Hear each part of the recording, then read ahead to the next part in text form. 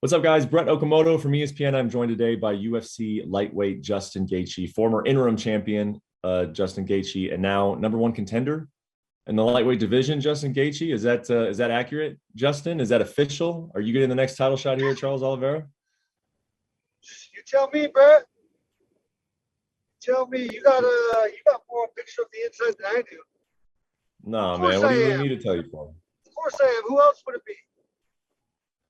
Hey, I mean, you got my vote. I think you got the sports vote, but this sport is odd sometimes. But sitting there in your car, driving wherever you are right now, you feel very confident you were the number one contender.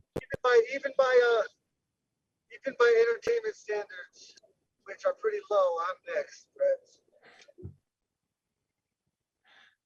How can I not be the most entertaining fighter in that cage? So. Yeah, no, I agree. And like I said, I think the sport agrees. Talk about the week, man. Talk about last week, you being in Las Vegas and then you being at the fight. I mean, obviously we all kind of watched UFC 269 through our perspectives. What was it like for you, being in the position that you're at? It was cool. I love being around the atmosphere. All the fans took 1,000 pictures. I love that every time. So being in the building was great. All I could hope for before was somebody win, outright. No draw, no controversial decision, no spectacular fight where everybody has to see it again. Those are the things that could have pushed out, that date much further. So I'm glad that didn't happen. I'm glad Charles Oliveira, won decisively, convincingly, and we move on to the next one. Yeah. That first round when Dustin drops Charles, especially after everything you said about him, Justin, and I don't think you were like trying to be mean to the guy. You just said that you thought he had some quit in him. When you saw Dustin drop him in the first round, did you think the fight was good? Are you already kind of almost in your head starting to, I'm fighting Dustin Poirier? Did you think it was over? No, not at all. That fight was so crazy, man. I mean, even after the second round, somebody asked me who was going to win. I still had no idea. It was, I was not sure. I never said Charles Oliveira quit in the first or second round. The times I'm talking about is deep in a fight when, it gets rough, it gets hard. But, that was the kid Oliveira I was talking about anyway. So we'll see. He's proven me wrong up to this point, but, my job will be to prove myself right when I step in there with him, make him quit. Yeah. You said that you didn't know who was going to win even after the second round. What do you think? At the end of the day, how did Charles win that fight? Why did he beat Dustin at UFC 269? What do you think was the difference?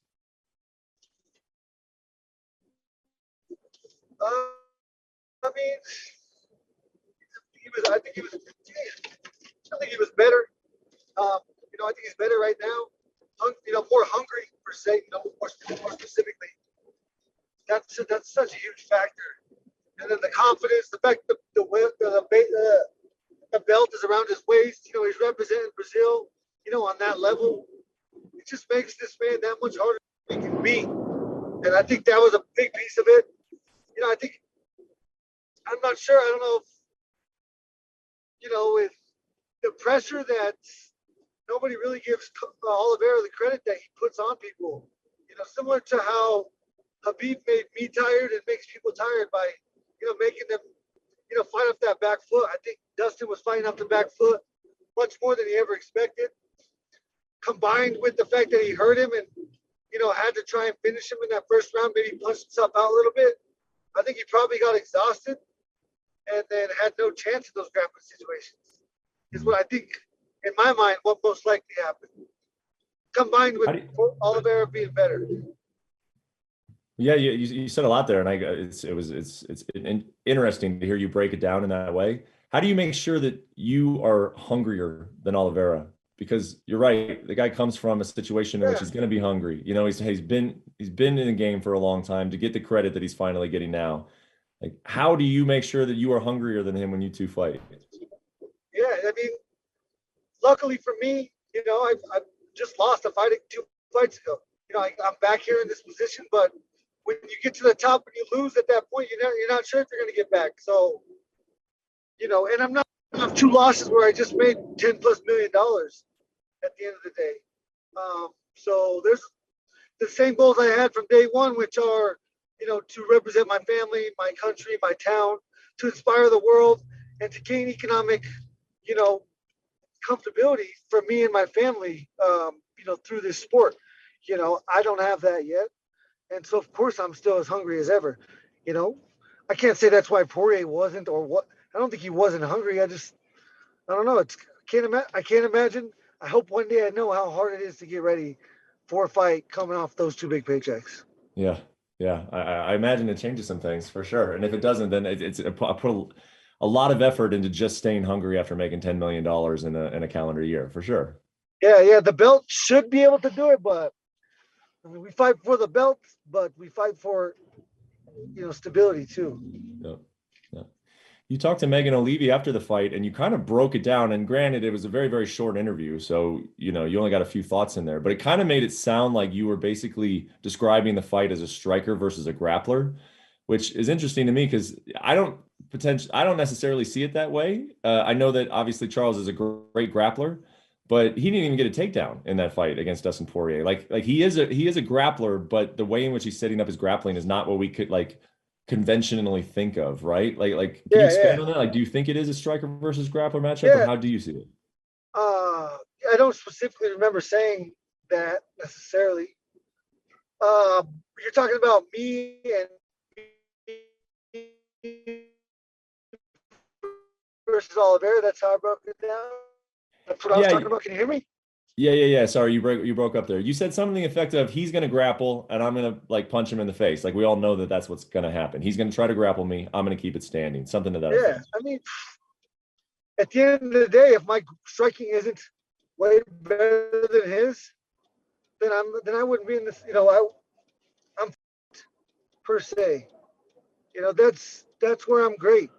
I'm great at creating pressure, creating damage, and stopping takedowns. So ultimately, he is going to be trying to get it to the ground because I'm going to find so much success in the striking department. He is incredibly dangerous in the striking department. His knees, his elbows, his ability to create pressure, control distance, second to none. But I better be better, or else I'm going to be in a world of trouble. Yeah.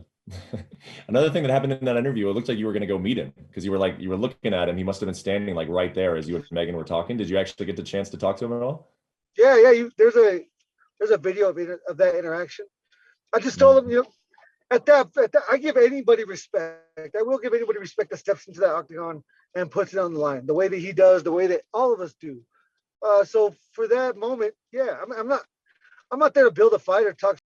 It was a good job, man. That was impressive. The way that he finished the fight. I love people that finish fights. And he is a finisher through and through. Since day one, especially on this little run that he's on. He got like 8 or 9 in a row. That's impressive. Yeah. And I told him he deserved it. So after that, then I left. That was it. How about Dana? Did you see Dana at all backstage on Saturday? No, I didn't see him. He said at the press conference that that makes sense, Justin Gaethje. I mean, we've already gotten out of the way that you were very confident you're getting this fight, but to hear it from the boss, does that mean anything to you? I mean, the better answer would be nothing else makes sense, but yeah. Yeah. Where you think this? You told me the last time we talked, and this was after you fought Chandler, that you would like to fight. You said either Dustin in Louisiana or Charles in Brazil. You think there's a chance to see this fight in Brazil? I've talked myself into some situations, and hopefully this is one of them. I mean, dude, that experience will be a memory that will last forever. So yeah, that's something that I've dreamed of since day one. Going into that chaos, I know for a fact they won't hate me. By the end of it, they'll love me just as much as they love Charles. Win or lose, that's the competitor I am. That's what I do for this sport. So yeah, I'm excited for that. I would be excited if that happened. With COVID, who knows what's going on? I'm not even going to begin to think about where, because that is, again, I mean, I can't harp on it enough. I'll go as far north or as far south as they want. Sign me up. Yeah. Outside the East and West, outside the U.S. is not a preference, but whatever. God, what how nice would it be though if it was in Brazil, man? I mean, just the setting of that being in Brazil, it would take an already great fight. It would just me talking as a fan, it would add a lot to it. Like that fight in Las Vegas is not quite the same as that fight in Brazil. You going into to Brazil. I do want that. I promise you. So if I have any control, that's where it'll be. Yeah. What's the closest you've ever had to that, like going into like enemy territory? Um, Maybe Detroit when I fought Alvarez. Yeah. Not even close to the same thing though. No. They, like I said, they love me just as much as him. That'll be the case in Brazil. Yeah. I mean, before it won't be the case, but after for sure. All right, so just a couple more for you. We don't know where it's going to be. Do you have any idea when it might be? Like, do you have a time frame that you would like to throw out there that you're hopeful that the fight could happen? No, I would say earliest May, latest July. Okay, yeah. May has traditionally been when they go to Brazil. So if COVID allows them to go to Brazil, May in Brazil sounds all right to me. Well, that's why I was at my workout this morning. Last thing for you, man. What do you think where do you think Dustin Poirier will go from here? And maybe you don't have an opinion on it, but you fought the guy. You know, you two guys are veterans. You've been in the division for a long time. Now, you know, he was saying things on Saturday about like I got to look at myself in the mirror and figure out if I want to get back on this and try to make it back up to a title. Like, what would you guess will happen with Dustin Poirier? If I had to guess, I would guess that he would fight like a Jorge Masvidal, Nate Diaz, in the past to Tony Ferguson, but not now. But yeah, something like that. Like a money fight. I would not even a money fight. A money fight. I mean, obviously it's to make money. If they're not going to pay him, then he's done. But probably a fight at 170. So he doesn't have to cut that weight anymore. Yeah, yeah. So in terms of, That's I mean, obviously, total guess.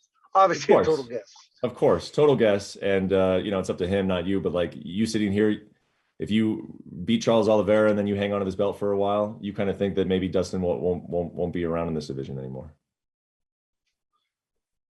No, I think that scenario could play out in May, and he could jump right back on. The good thing about, as long as you don't let it go too far, I mean, you know, we're world-class athletes right now. He's a world-class athlete. Yeah.